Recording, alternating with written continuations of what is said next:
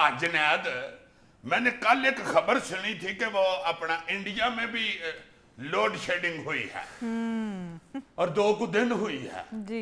और इंडिया में नहीं हुई यार, गलत खबर तो ना पढ़ा करो ना, खबर पढ़ते गलत हो आगे सुना भी गलत देते हो। क्या मतलब? इंडिया के चंद शहरों में लोड शेडिंग हुई है, चंद यार घंटों वो के शहर लिए। जो है वो इंडिया में ही थे, चांद पे तो नहीं थे। लोड शेडिंग नहीं थी, एक टेक्निकल खराबी थी भाई। यार जो भी है भाई जी, मैंने ये सुना है कि वहां पे 5-6 शहरों में बत्ती चली गई। हाँ, बत्ती चली गई कहो, लोड शेडिंग ना कहो। पहले तो मेरी हंसी निकली के खरबूजे को देख के तो बड़ा खरबूजा भी रंग पकड़ गया, मगर उसके बाद मैंने सुना है, जिससे मैं शर्मिंदा हुआ हूँ, क्या? कि वहां का जो पानी और बिजली का वजीर है उससे उन्होंने 2 दिनों में इस्तीफा ले लिया। सुशील कुमार शिंदे से। शिंदे से? हाँ जी। ये हमारे शिंदे ने तो हमें छांट के रख दिया है, इससे तो कोई इस्तीफा नहीं ले रहा। मैं हैरान हो जाता हूँ कि हम हर बात में हिंदुस्तान को ताने देते हैं और कई मामलात में हिंदुस्तान की नकल उतारने की कोशिश करते हैं। या सुशील कुमार शिंदे से इस्तीफा लिया गया है एक टेक्निकल फॉल्ट की वजह से, और ये वो वजीर था हिंदुस्तान का पानी व बिजली का जिसने पिछले चंद बरसों के दौरान हिंदुस्तान को 80,000 मेगावाट बिजली दी है। 80,000 मेगावाट। My और God. उसका इरादा ये था, उसका प्लान ये था कि अगले 1-1.5 साल के दौरान मजीद 50,000 मेगावाट बिजली पैदा की जाए। हाय हाय हाय, हम 100 मेगावाट को रो रहे हैं, 80,000 मेगावाट बिजली उसने पैदा की हुई थी। देख लें जी और साहब। 50,000 और कर रहा था तो उसने इस्तीफा दे दिया, बल्कि ले लिया ले उसने लिया। इस्तीफा। बिल्कुल। और हमारे यहाँ देखो खबरें आ रही होती हैं जी 50 मेगावाट ट्रिप हो गया है एक ग्रिड स्टेशन, क्योंकि 50 मेगावाट कट गई है, इसलिए 3 स्टेशन जो है शहर वो अंधेरे में डूब गए हैं। कहीं 20 मेगावाट कट गई है, कहीं 15 मेगावाट कट गई है। हम तो यार इस पे लगे हुए हैं।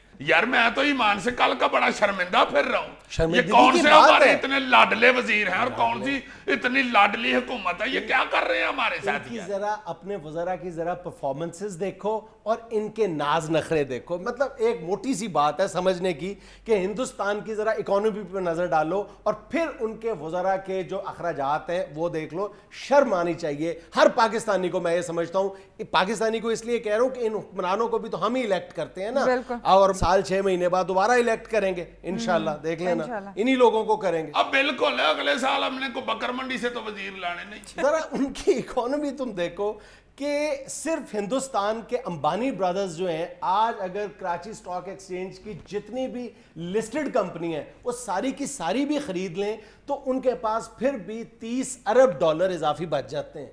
किनके पास है? अंबानी ब्रदर्स वो। और दूसरा एक और सुनो कि पाकिस्तान में 17 करोड़ लोगों के पास जितनी भी सर्विसेज हैं, जितना भी सरमाया है, हिंदुस्तान के सिर्फ 4 इन्वेस्टर्स अगर वो तमाम प्रोडक्ट्स और तमाम सर्विसेज खरीद लें फिर भी उनके पास $60 अरब इजाफी बचता है। ये तो है इकोनॉमी का फर्क। अब जरा आओ तुम दूसरी तरफ, जो हमारे वज़रा हमारी हुकूमतों के अल्ले तलल्ले हैं। कुछ अरसा पहले दोनों मुल्कों के जो वज़रा आज़म थे उन्होंने एक कानून बनाया था, बल्कि एक इस अज़्म का इजहार किया था कि एक हुक्मनामा जारी किया था दोनों वज़रा आज़म ने, यूसुफ रज़ा गिलानी ने भी और उधर मनमोहन सिंह ने भी, कि कोई हमारा वज़ीर आज़म की इजाज़त के बगैर गैर मुल्की दौरा नहीं करेगा। तुम्हें याद है ना? अब ताज़ा तरीन सूरत हाल ये है कि कल हस्बे हाल ने वफाकी वज़ीर इत्तलात और नशरियात जनाब कमर ज़मान कायरा साहब से जब ये पूछा कि कितने हमारे वज़रा ने वज़ीर आज़म से इजाज़त तलब की थी और वज़ीर आज़म ने कितने वज़रा को इनकार किया था, तो पता ये चला बाहर के दौरे के लिए, बाहर के दौरे के लिए गैर मुल्की दौरा अपने लाओ लश्कर समेत, पता ये चलता है कि हमारे वज़ीर आज़म साहब ने किसी एक वज़ीर की दरख्वास्त को भी मुस्तरद नहीं किया। दूसरी तरफ गरीब सा मुल्क, छोटा सा मुल्क हिंदुस्तान, वहाँ की सूरत हाल ये है कि गुज़िश्ता 2.5 सालों के दौरान मुख्तलिफ जो हिंदुस्तानी वज़रा हैं उन्होंने अपने वज़ीर आज़म को जो दरख्वास्तें दी हैं गैर मुल्की दौरे के लिए, उसमें से वज़ीर आज़म ने 52 दरख्वास्तें मुस्तरद की हैं। और जनवरी 2012 से लेकर मई 2012 तक गालबन 5 माह के दौरान वज़ीर आज़म मनमोहन सिंह ने 10 दरख्वास्तें मुस्तरद की हैं आउट ऑफ 50। हाय हाय हाय हाय, इसी पे ही तो शायर कहता है ना नहीं, हमारे वजीर तो बहुत लाडले हैं। यार बाल डाई कराने के लिए बाहर चले जाते हैं, ये तो वो लोग हैं। वाकई मैं सही कह रहा हूँ, इनके इस तरह के काम भी हो तो ये बाहर निकल जाते हैं। जूती मरम्मत कराने बाहर निकल गए हुए हैं कि भाई जी इटली के बूट थे इसलिए मैंने इटली से ही मरम्मत कराने थे।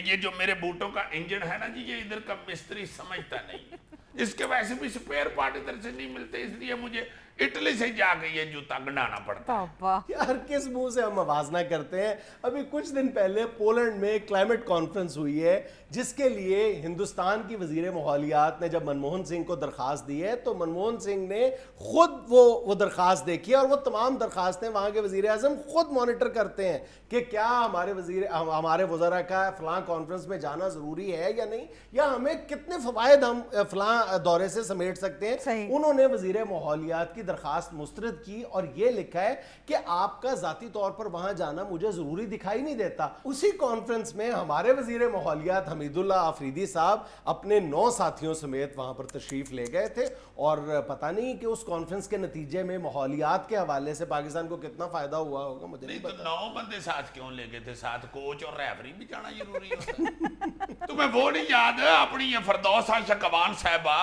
ये जब वजीर आजम का अवार्ड लेने वहां चली गई थी नॉर्वे में, कि उनको किसी ने अवार्ड वहां पे दिया, पता नहीं कौन सा अवार्ड था, किसने दिया था, किस वजह से दिया था, अपने पिंड के बंदे साथ लेके नॉर्वे अवार्ड लेने चली गई। इसी तरह हिंदुस्तान में गुलाम नबी आज़ाद जो वहाँ के वजीर बहबूद आबादी हैं, उन्होंने यानी अक़वाम मुत्तहिदा की दावत पर अमेरिका जाने का इरादा किया।